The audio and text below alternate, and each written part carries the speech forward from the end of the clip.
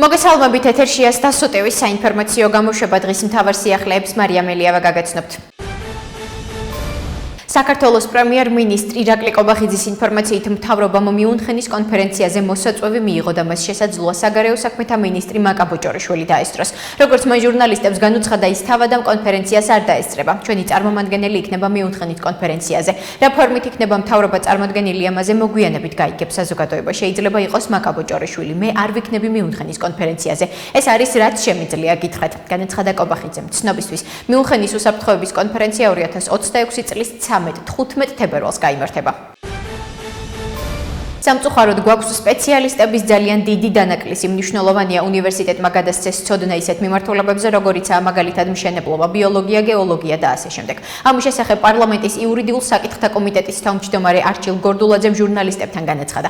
მისივე თქმით, გვაქვს საჭიროებები, მაგრამ არ გვყავს შესაბამისი ექსპერტები, ამიტომ მნიშვნელოვანია, რომ უნივერსიტეტმა სპეციალისტების ჩამოყალიბება უზრუნველყოს.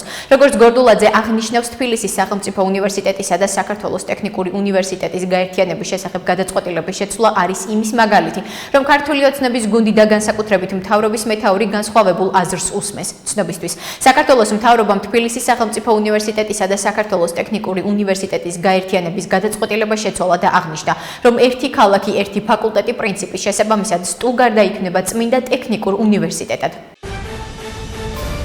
ჩვენ ამერიკის შეერთებულ შტატებთან დაკავშირებით ჩვენი პოზიცია გამოხატული გვაქვს. მზად ვართ სტრატეგიული პარტნიორობის განახლებისთვის. ეს არის ჩვენი ძალიან მკაფიო პოზიცია და შემხვედრ ნაბიჯებს ველოდებით. რამდენ ხანსაც საჭირო იქნება დალოდება, იმდენ ხანს დაველოდებით. ამის შესახებ პრემიერ-მინისტრმა ირაკლი ყობახიძემ ამერიკის შეერთებული შტატების ვიცე-პრეზიდენტ JD Vance-ის სამხრეთ კავკასიაში ვიზიტთან დაკავშირებით დასმული შეკითხვის პასუხად განაცხადა, რომლის ფარგლებშიც ის მხოლოდ ბაქოსა და ერევანს სტუმრობს. როგორც ყობახიძე აცხადებს, საქართველოს ხელისუფლების მხრიდან ხელი გაწვდილია და ამერიკასთან ურთიერთობების გადატვირთვა არსებითად ამერიკულ მხარეზეა დამოკიდებული. ყობახიძის თქმით, ბოლო დროინდელი გზავნილები, რაც ამერიკული მხრიდან ისმის, მას ოპტიმისტურად განაწყობს.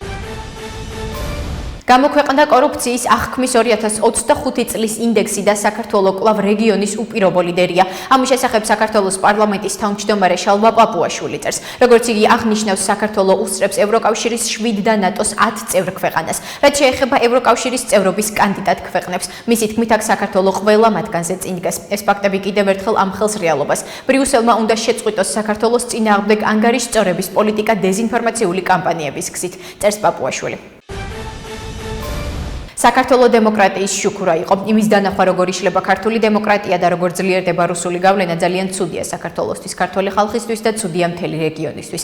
ამის შესახებ ნატოში ესტონეთის ელჩმა იური ლუიკმა განაცხადა. ის იმედს იტოვებს, რომ საქართველოს დაუბრუნდება დემოკრატიის გზას, რომელსაც ქართველი ხალხის უმრავლესობა უჭერს მხარს. შავი ზღვა განსაკუთრებით ახლა, როდესაც რუსეთის მიერ უკრაინაში მიმდინარე აგრესიას ვუყურებთ, ერთ-ერთი მთავარი სტრატეგიული ადგილია. ცხადია, მრავალი მიზეზის გამო ეს რთული გარემოა. მონტოროს კონვენციის გამო, რა თქმა უნდა, ნატოს შავ ზღვაზე თავისუფალი წვდომა არ აქვს. ამიტომ შავი ზღვის აუზის ნატოს ქვეყნებს, მათ შორის თურქეთს, რუმინეთს და ბულგარეთს უზარმაზარი პასუხისმგებლობა აკისრიათ. ცხადია, შავი ზღვის გარშემო არსებული სიტუაცია უფრო ფართო რეგიონულ კონტექსტში უნდა განვიხილოთ, განაცხადა იური ლუიკმა.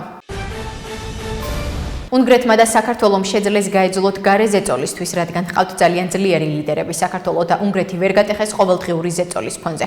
ამის შესახებ უნგრეთის საგარეო საქმეთა მინისტრმა პიტერ სიიარტომ საქართველოს საგარეო საქმეთა მინისტრ მაკა ბოჭორიშვილთან გამართულ ერთობლივ პრესკონფერენციაზე განაცხადა. მისი თქმით, ევროკავშირი უდიდეს შეცდომას უშვებს, როდესაც მიიჩნევს, რომ საქართველო დისტანციაზე უნდა ჰყავდეს, მაგრამ სიიარტოს აზრით გაცილებით უფრო სასარგებლო იქნება საქართველოსთან მოლაპარაკებები, ვიდრე უკრაინასთან. უნგრეთმა და საქართველომ შეძლეს, რომ გაეძლოთ გარეშე ზეწოლისთვის, რადგან მათ ყავთ ძალიან ძლიერი ლიდერები. ვერც საქართველო და ვერც უნგრეთი ვერ გატეხეს ყოველდღიური ზეწოლის ფონზე. ჩვენ არ მივცემთ სხვებს უფლებას, რომ დაგვამარცხოთ. ჩვენ ვამაყობთ ფაქტით, რომ უნგრეთი და საქართველო გლობალური პატრიოტული რევოლუციის პიონერები არიან. ეს არის ორი სახელმწიფო, რომელიც მკაფიოდ წარმოაჩენს თუ რა წარმატებები მოაქვს პატრიოტულ რევოლუციას, განაცხადა პიტერ სიიარტომ.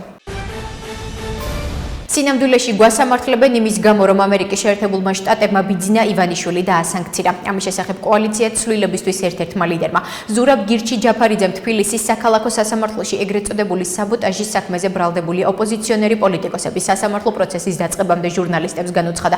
როგორც ჯაფარიძემ განმარტა, მას საბოტაჟსა და მტრული სახელმწიფოებისთვის დახმარებას ედავებიან. მისი თქმით, ყველა ჩანაწერი არის ძველი და არაფერი კავშირი არ აქვს იმ მოვლენებთან. მეორე საქმე არის მტრული სახელმწიფოებისთვის დახმარება, სადაც საუბარია მდგომარეა კონკრეტულად იმაზე, რომ ჩვენ პოლიტიკოსების ნაწილი ვმუშაობდით სხვადასხვა ქვეყანასთან იმისთვის, რომ დაესანქცირებინათ საქართველოში ქართული ოცნების სხვადასხვა ლიდერი. გასაგებია, რომ მთავარი ამბავი არის ბიძინას დასანქცირება. სინამდვილეში გვასამართლებენ იმის გამო, რომ ამერიკის შეერთებულმა შტატებმა ბიძინა ივანიშვილი დაასანქცირა. მტკიცებულებად არის ჩვენი საჯარო განცხადებები, სადაც ჩვენ ვლაპარაკობთ იმაზე, რომ სანქციებზე ვმუშაობთ, განაცხადა ზურაბ ჯაფარიძემ. ევროპული საქართველოს ლიდერი გიგი წერეთელი ვაშინგტონში იმყოფება. პრესამსახურის თანახმადის სიტყვით გამოვიდა ამერიკის შეერთებული შტატების კონგრესში კაპიტოლიუმის შენობაში ევროატლანტიკური უსაფრთხოებისა და თანამშრომლობის საკითხებზე გამართულ ფორუმზე, რომელშიც ამერიკის შეერთებული შტატების კონგრესის წევრები და ადმინისტრაციის წარმომადგენლები, ექსპერტები, ევროპელი პოლიტიკოსები, მოქმედი და ყოფილი მთავრობის პარლამენტის ლიდერები მონაწილეობდნენ. განსახილველი საკითხები იყო არსებული ევროატლანტიკური უსაფრთხოების გამოწვევები რუსეთ-უკრაინის ომის, ირანის მადესტაბილიზებელი ქმედებების ფონზე თავდაცვის და შეკავების სიმძლავრეების გაზრდა, ნატოს წევრ ქვეყნებში შესაბამისი ბიუჯეტების 5%-მდე მატების მნიშვნელობა, რეგიონული და ევროატლანტიკური თანამშრომლობის გაღრმავების აუცილებლობა. გამოსვლაში გიგი წერეთელმა განაცხადა, რომ საქართველოსთვის და მთლიანად რეგიონისთვის ეს ისტორიული მომენტი განსაკუთრებით მნიშვნელოვანია სამომავლო პერსპექტივით.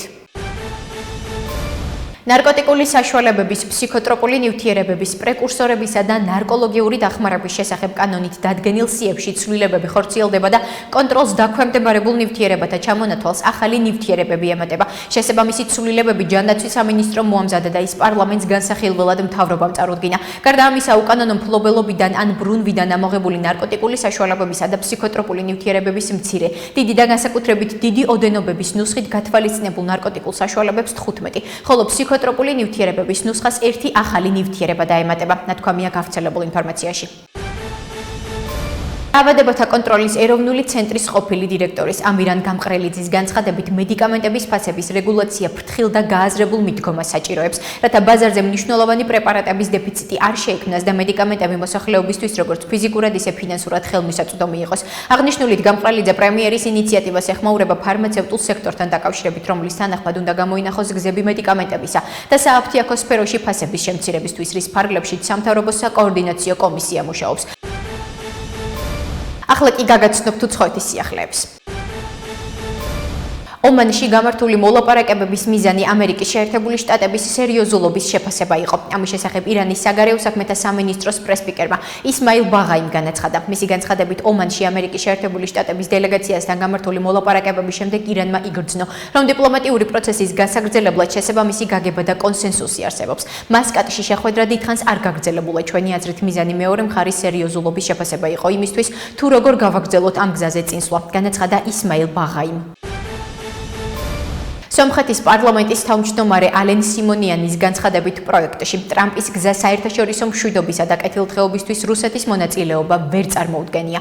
როგორც წარმოგიდგენიათ, ეს სომხურ-ამერიკული კომპანია, განაცხადა ალენ სიმონიანმა და დასძინა, რომ სომხეთის ტერიტორიაზე გადაადგილება მხოლოდ პროექტის ფარგლებს არ გულისხმობს. როდესაც მარცვლეულის ან საწვავის ტრანსპორტირება ხდება აზერბაიჯანიდან, ეს არ არის პროექტი. ჩვენ დიდი ხანია ვმსჯელობთ მის მსგავს მექანიზმზე. უბრალოდ ამერიკის შეერთებულ შტატებთან ეს შესაძლებელი გახდა პრეზიდენტ ტრამპის წყალობით სამშვიდობო პროცესის ფარგლებში, განაცხადა სიმონიანმა. ჩინეთი მზადაა საავიაციო საწვავის დეფიციტის ფონზე კუბას დაეხმაროს. ამის შესახებ ჩინეთის საგარეო საქმეთა სამინისტროს წარმომადგენელმა ლინ ძიანმა განაცხადა, ჩინეთი კუბას ეროვნულ სუვერენიტეტსა და უსაფრთხოებას მხარს უჭერს და უცხოურ ჩარევას ეწინააღმდეგება. ჩვენ კუბას მუდამ მხარს ვუჭერთ და დავეხმარებით, განაცხადა ლინ ძიანმა. ცნობისთვის, გასულ თვეში ამერიკის შეერთებული შტატების პრეზიდენტმა დონალდ ტრამპმა კუბა ამერიკის შეერთებული შტატების ეროვნული უსაფრთხოებისთვის საშიშ და უჩვეულო საფრთხედ გამოაცხადა და ვენესუელიდან კუბაზე ნავთობის ექსპორტი აკრძალა. ამასთან ტრამპმა აღმასრულებელი ბრძანება გამოსცა და ქვეყნებს, რომლებიც კუბას ნავთობს აწვდიან ტარიფების დაწესებით დაემუქრა. ორშაბათს კუბას საავიაციო ორგანომ განაცხადა, რომ ISIS-ის ბლოკადის გამო ქვეყანაში საავიაციო საწვავის მარაგი ამოიწურა და საერთაშორისო ავიაკომპანიებს ამის შესახებ უკვე აცნობა. მოლდოვის პრემიერ-მინისტრი ალექსანდრუ მუნტიანუ უკრაინის დედაქალაქში ჩავიდა. ინფორმაციას უკრაინული მედია ავრცელებს. მოლდოვის ხალხის სახელით სოლიდარობის მკაფიო გზავნილს ვაგზავნი ჩვენ უკრაინის გვერდით ვდგავართ. როგორც მეზობლები და მეგობრები, გაერთიანებულნი სამართლიანი და მდგრადი მშვიდობისა და ევროკავშირში ჩვენი საერთო მომავლისადმი ერთგულებით.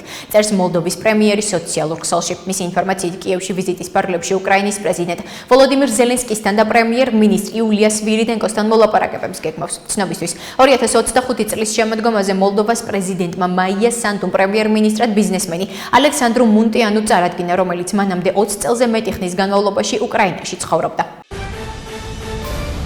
ასეთი იყო მიმდინარე სიახლეები მომავალ შეხვედრამდე.